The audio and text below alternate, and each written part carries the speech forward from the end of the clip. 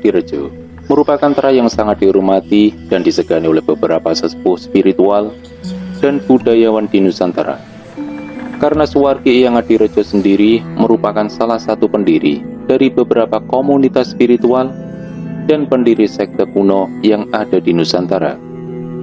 Kisah ini bermula dari Terah Ngadirejo ke-8. Konon menurut jangka, jika melewati Terah ke-7, pasti akan ada saja gonjang-ganjing dan bala bencana, baik dari dalam maupun dari luar. Yang fatalnya biasanya berasal dari dalam. Sebelum saya mulai lebih jauh, bagi yang tahu cerita hancurnya Terah Ngadirejo dan siapa beliau sesungguhnya, tolong cukup untuk diri sendiri. Jika kalian berpikir bahwa santet biasanya hanya untuk orang yang kita benci, semoga cerita saya kali ini dapat sedikit merubah mindset Anda dan pola pikir Anda.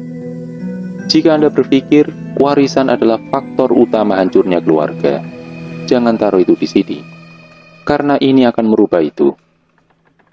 Cerita ini berawal dari tahun 1990 dan berlangsung hingga sekarang. Dan peristiwa ini terjadi setelah berpulangnya Suwargi Eyang Ngadirejo ke-8 pada tahun 1987. Eyang merupakan sosok yang misterius, penuh tanda tanya, dan tidak banyak bicara. Bahkan urusan klinik dan kenalan-kenalan beliau yang merupakan penggede pada tahun itu pun beliau tutup rapat. Karena beliau memilih untuk fokus membuka toko kain di wilayah Pasar Baru. Sedangkan Eyang Putri lebih fokus ke wedding organizer dan cateringnya yang sangat laris pada masa itu. Yang bahkan konon pengantin yang dirias Eyang Putri manglinginya luar biasa, karena Eyang menggunakan make up khusus yang sudah diritualkan. Bahkan Suwargi Eyang Putri selalu berpuasa atau lelaku ketika akan mantenan. Klien beliau salah satu artis seputar nama ibu kota. Eyang Putri yang masih merupakan keturunan priayi dan Eyang Ngadirejo yang juga keturunan peranakan merupakan pasangan suami istri yang disegani. Bahkan nama beliau berdua hingga sekarang pun masih mempunyai kesan mendalam bagi beberapa orang, terutama penganut spiritual, pengobatan alternatif, beberapa budayawan, dan juga sesepuh agama penghayat. Ya, sedahsyat itu nama beliau berdua. Bahkan cucunya pun yang diberi warisan tentang ilmu kebatinan beliau hanya 2 orang. Sisanya hanya ketempelan atau lain-lain. Tapi seiring berjalannya waktu, ternyata Eyang Kangkung memberi pesan kepada temannya bahwa kunci Terah ada pada cucu pertama dari anak laki-laki satu-satunya. Dari sinilah babak awal hancurnya Terah Ngadirejo. Pertumpahan darah tiada henti, karena berlanjut dan berlangsung hingga detik ini, ketika saya menuliskan cerita ini. Suwargi Eyang mempunyai banyak anak, tapi hanya mempunyai 2 anak laki-laki, di mana 2 anak laki-laki ini mempunyai sifat yang sangat bertolak belakang. Dari dulu Suwargi Eyang selalu berpesan bahwa tidak boleh mencari tahu silsilah dan gelar atau apapun yang berbau terah. Namun nampaknya pesan Eyang ini menjadi awal malapetaka. Perpecahan mulai terjadi. Perebutan terah dan pemegang kunci mulai terjadi.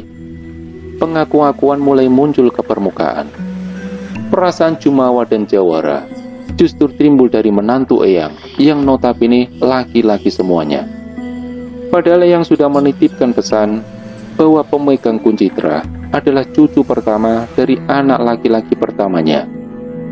Namun tidak ada satupun yang mengindahkan hal itu, mengingat bahwa semua haus kekuasaan, kejayaan, dan kedikdayaan. Hingga suatu hari sepeninggal Eyang Kangkung, Eyang Putri memanggil semua anak-anak dan cucunya untuk berkumpul. Mas, Mbak, kalian kan sudah dewasa.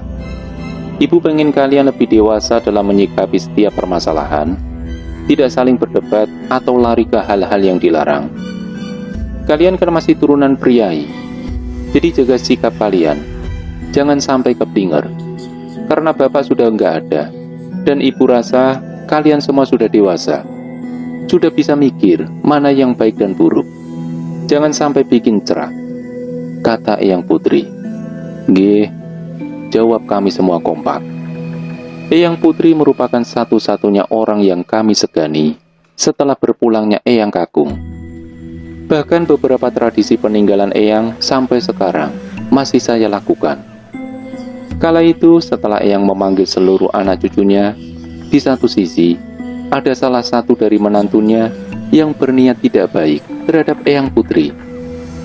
"Ibu sari aja, sisanya biar kami yang beresin," ucap Budi Ros, anak kedua Eyang. "Iya Bu, Ibu sari dulu, jangan dipaksa," kata Pak Dirus.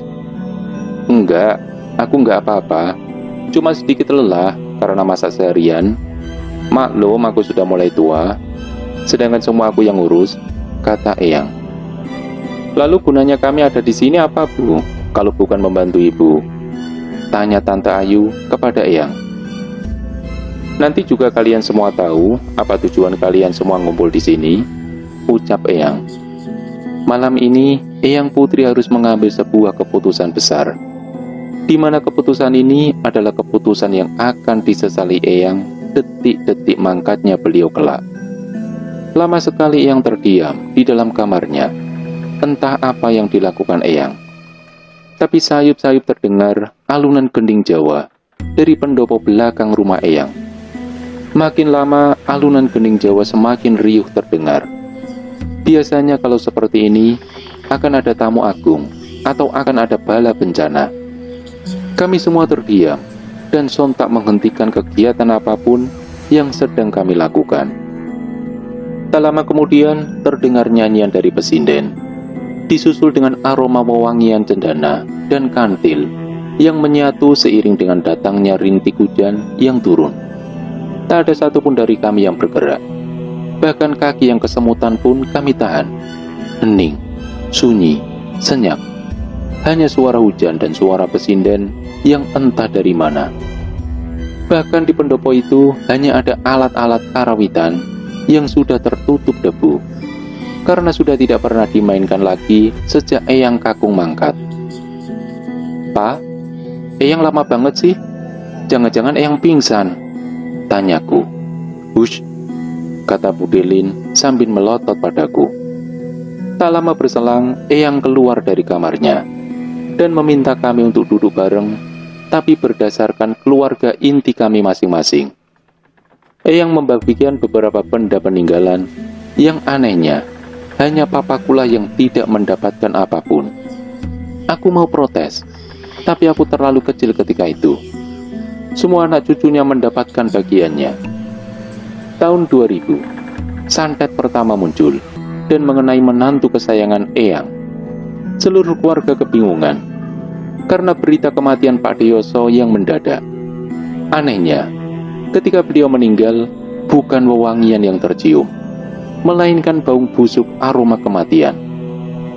"Aku mau cerita ke kamu, tapi jangan ke sini," kata Bu Deyoso, istri Pak Deyoso, kepada papaku. "Cerita apa, Mbak?" tanya papaku. "Masmu itu sudah bersekutu sama setan.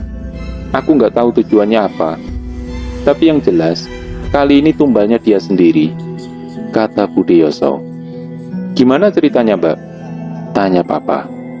"Aku belum tahu gimana cerita aslinya. Yang jelas, dia mati karena ulahnya sendiri," kata Bu Deyoso. Malam tahlilan ketiga Pak Deyoso disambut dengan bau busuk seantero rumah dan bau anyir darah. Bahkan seluruh makanan yang seharusnya digunakan untuk tahlilan mendadak basi. Nasi yang baru matang pun seketika menjadi basi. Timbul belatung dari setiap lauk yang dimasak. Seluruh orang yang ikut membantu ketakutan. Hingga tak lama kemudian, terdengar suara benda jatuh yang teramat kencang dan disusul dengan suara erangan memilukan. Kami semua mendengar hal itu. Bahkan kasakusuk yang terdengar, itu adalah suara Pak Deyoso yang tersiksa. Seolah tak cukup sampai di situ saja.